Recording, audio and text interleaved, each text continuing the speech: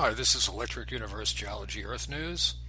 We're going to look at the road cut in the Sierra where it's metamorphosed.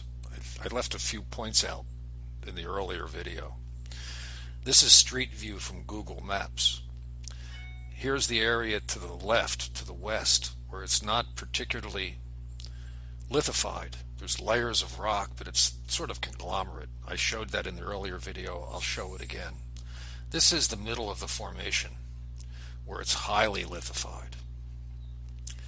And here to the right, it's less lithified, and you can see that it's sedimentary. It trends back and to the left, the same as the left side trends, looking like it's sedimentary. There's layers. I think geologists would have to invoke folding.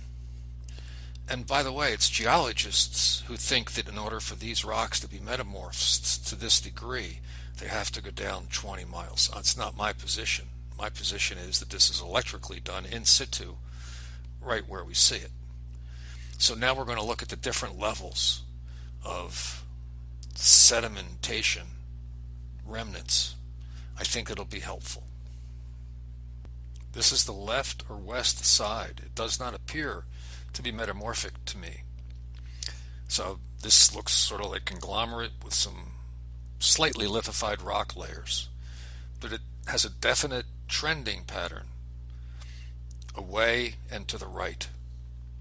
This is the area to the right, or the east side.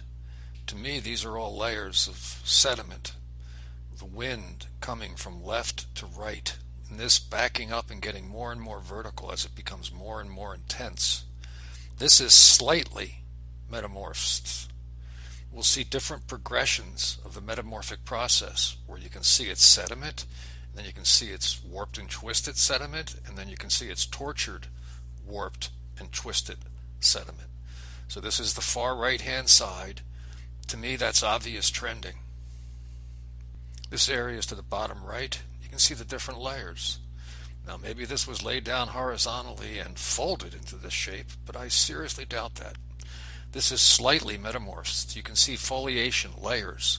The layers become accentuated, I think, electrically. I don't think it's from the standard explanations for the metamorphic process. The video prior to this, I posted something from Tulane University underneath of the video that has a very good overview of the metamorphic process. I've read it many times. I recommend it highly if you want to understand the metamorphic process as taught by geologists. I disagree with it completely. I don't think any of it has anything to do with anything. I think it's all electrical. There is no time for the magic elevator. There is no time for the faults to be squeezing. That's a uniformitarian model. Now we're going to get a little closer to the center area. This is closer to the middle. You can see that the layers are starting to become twisted. This is the next step in the process. And this is foliated. This has been squeezed and compressed.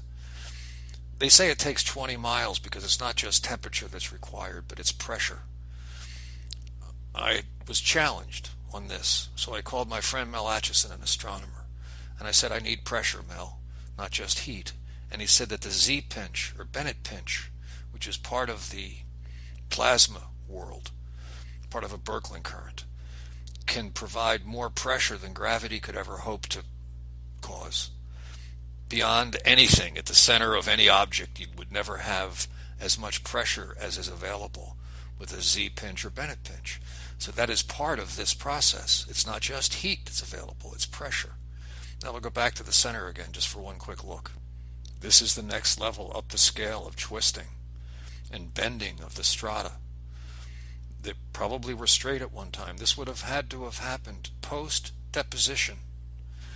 And what's really interesting is, if this was caused by burial, 20 miles, let's say, or maybe less, be generous, or if it's caused by tectonics and squeezing of plates, or if it's contact metamorphism, something pushing up, I don't see why it would be so different in the center than it is to the left and to the right. It would all be experiencing pretty much the same event. Electrically, it's much more explainable. Where the current density is higher here, electricity is squeezable. If you squeeze it, the current density goes up. It can be much stronger in one place than it is in another. I assume this electricity was flowing up the river. Most of the electrical events that I see remnants of seem to flow up rivers, so that the formations facing downriver are the ones that get tortured. This faces downriver. This is what the electricity might have run into, sort of like a fluid, but instead of water, it's plasma. So it would bend along the river. If the river bends, it would keep going straight and fry something, sort of like a torch. Anyway, thanks again. I hope this clears up some of the information.